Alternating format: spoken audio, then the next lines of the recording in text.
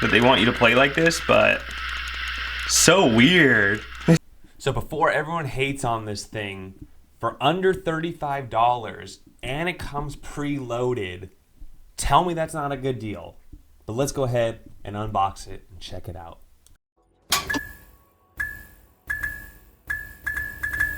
We got 2 gaming videos coming up, 2 different portable handhelds here, both of which have been on the market for a little while, but I want to check them out.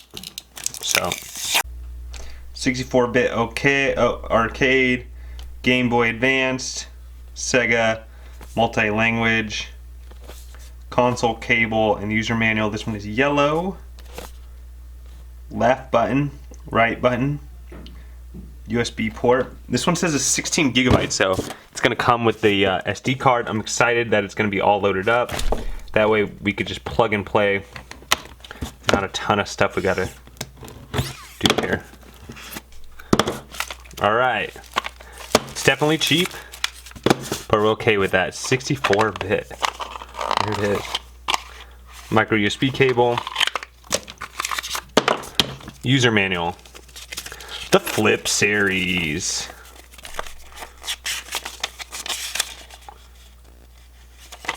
Does have a headphone jack. Is that a USB Type-C? Wow, that is a pleasant surprise. Dual speakers too.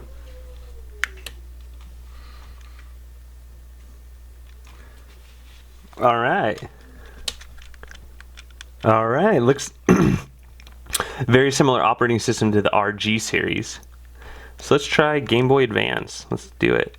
Pokemon Fire, Pokemon Red, Mario vs. Sonic Advance. Okay, let's try Sonic Advance.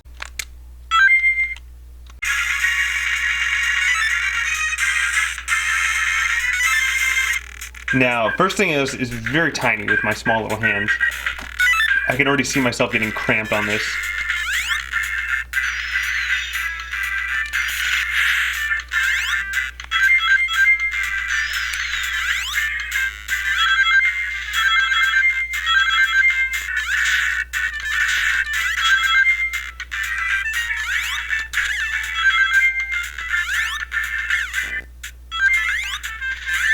Ooh.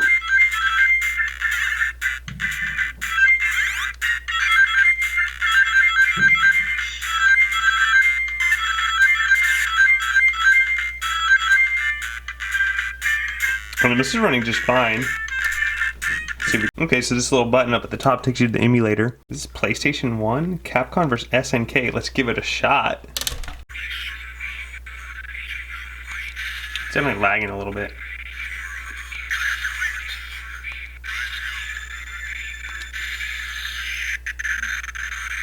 Yeah, it's lagging. It's really hard to get the Hadouken with my big ass fingers.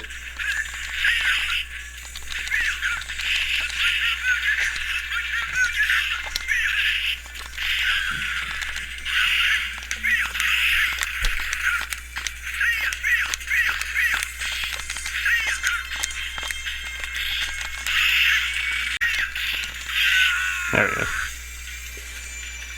It actually looks pretty good. It's just super small screen.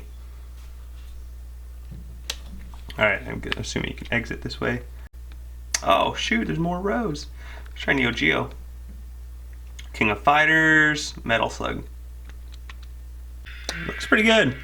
This camera isn't doing it justice.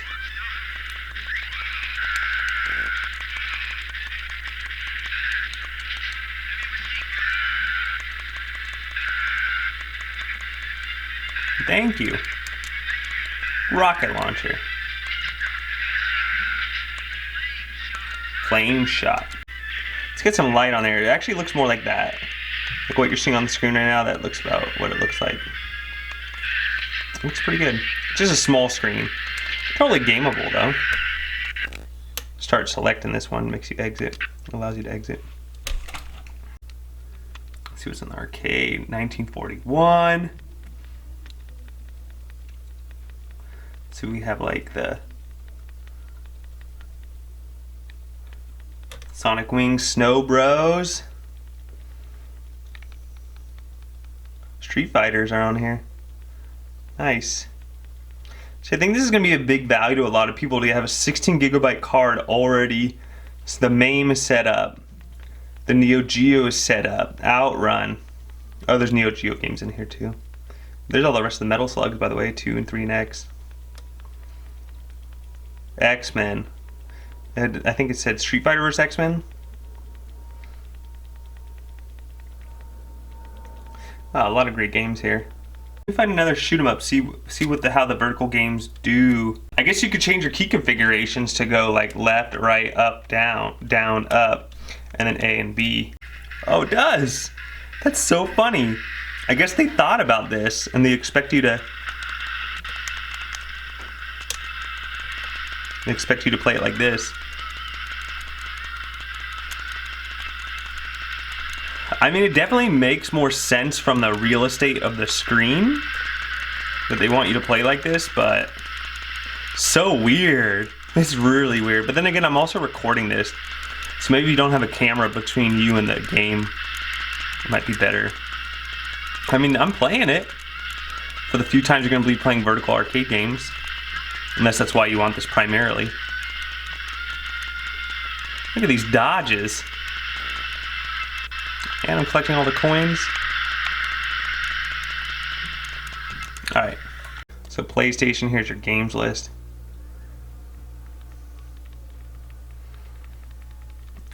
Quite a bit. Especially for a little 16 gigabyte. Neo Geo Pocket. I don't know who's going to be playing those, but there you go. Some good games on here. 50 games. Wonder Swan, 100 games. PC Engine, 100 games. Nice. Mega Drive, 104 games. Master System, 100 games. Game Gear, 40 games.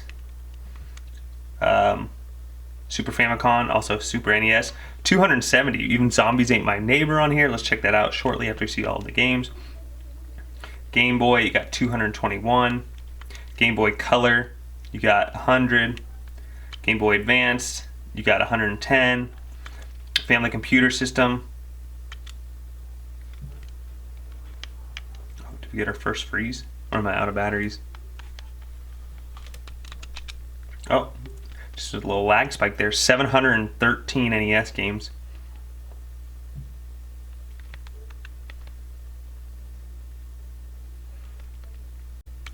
Neo Geo, it doesn't tell you necessarily, but they're mixed in with the arcade games too. So CPS doesn't tell you as well, but it looks like about a dozen or so games. Not even a dozen. Dinosaurs vs. Cadillacs and things. Arcade set is super big. I want to say like a couple hundred games easy. We went through that easier. So last test is just some Super Nintendo then.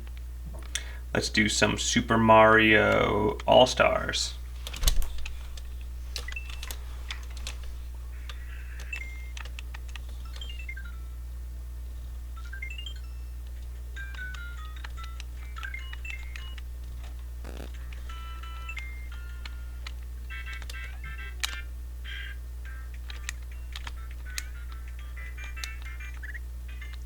Alright. You didn't see that. How do you kill this guy? It's hard to play with the lag of it. I'm looking through the lens of the camera. I probably shouldn't.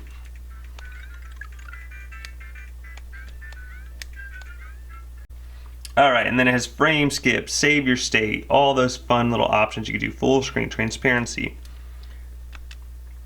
Alright, and let's check out the last couple menu items here. You've got some ports, Doom, Pang, Quake 1, Quake 2, SDL PAL, and then you got settings. You can change your skins out a little bit. What kind of skins do we have? Oh, nice. We can just change them. Oh, nice. Grid theme, Mega skin. Let's do Mega. I think this is like a Sega Genesis style.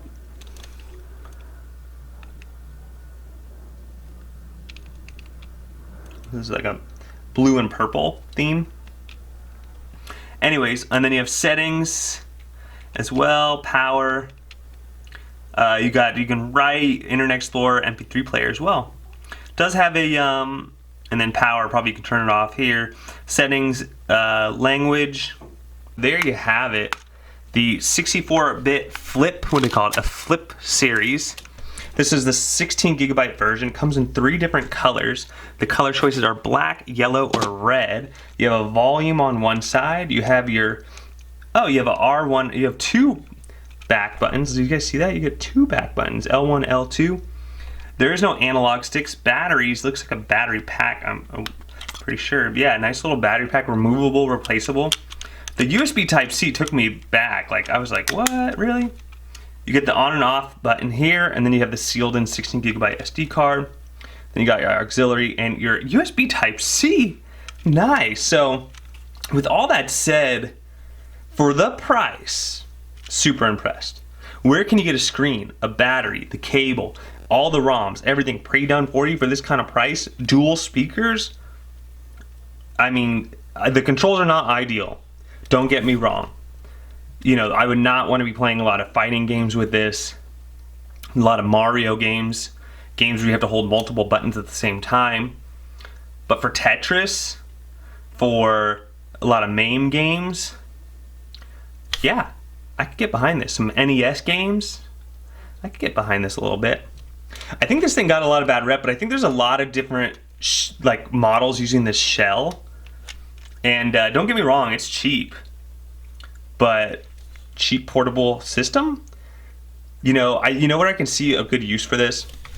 I have a lot of friends who like the idea of playing the games they grew up on, but they really don't have time doing it. So rather than spending hundreds of dollars on them on a crazy, this is something that could be like a stocking stuffer. This is a Secret Santa gift. Really cool. Like, you get a lot for what you're paying for. Now, don't get me wrong, I agree. Go out and get the Retro Pocket 2. Go out and get the RG351. Go out and get these way better pre-built emulation machines out there. But now you're breaking into the $80, $90, $100 price point. So for its price, I'm giving it a thumbs up. For should you go out this if you want to rekindle with your retro gaming and you're really into it? No, don't do it. Spend a little more money, get something a little nicer. But that's what I think. Let me know what y'all think. Don't forget to like and subscribe, and we'll catch you on the next one.